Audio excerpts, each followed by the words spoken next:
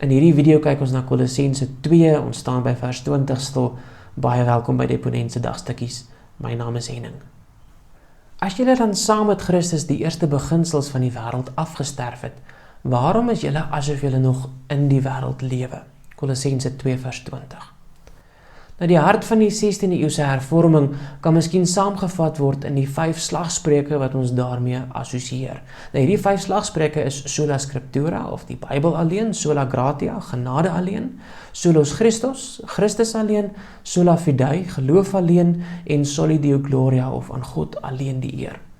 Nou met hierdie slagspreuke bely ons dat ons slegs in die woord van God kan leer van die reddende genade wat ons eksklusief by Jesus Christus kry.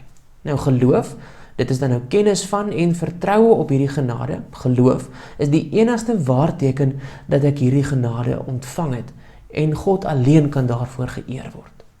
Nou, dit is die verborgde skatte waar rondom Paulus die gemeentes in Kolosse en Laodicea wil verenig. Lees ons daar in vers 1 tot 3. En juist daarom gebruik Paulus die volgende 20 verse, vers 4 tot 23, om hulle ernstig te waarsku. Paulus vertel bly dat hy weet dat hulle die waarheid gehoor het en dat hulle daaraan vashou. Maar daarna vermaan hy hulle baie ernstig. Julle ken die evangelie. Hoekom wandel julle nie uit dit wat julle glo nie? Soos julle dan Christus Jesus die Here aangeneem het, wandel so in hom, sê vers 6. Nou ten einde die gevaar duidelik te maak, maak Paulus in vers 8 tot 15 hierdie skat oop. En hy herinner hulle wie Jesus Christus werklik is. Hy is die een wat God se volheid beliggaam. Gaan kyk maar daar in ons gedeelte oor Kolossense 1.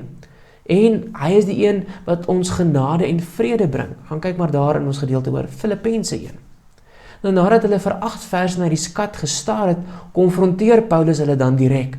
Hoekom heg julle meer waarde aan die skat se skaduwee as aan die skat self? Vers 16.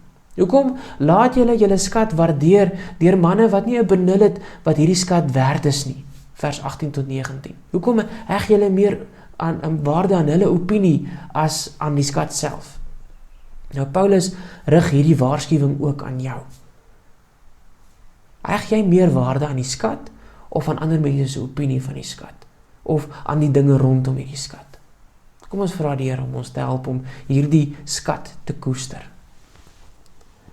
O Here, onse God, baie dankie dat ons hierdie ongelooflike skat in die evangelie het. En ons vra U dat U ons sal help om dit te koester. Ek bid dit in Jesus naam. Amen.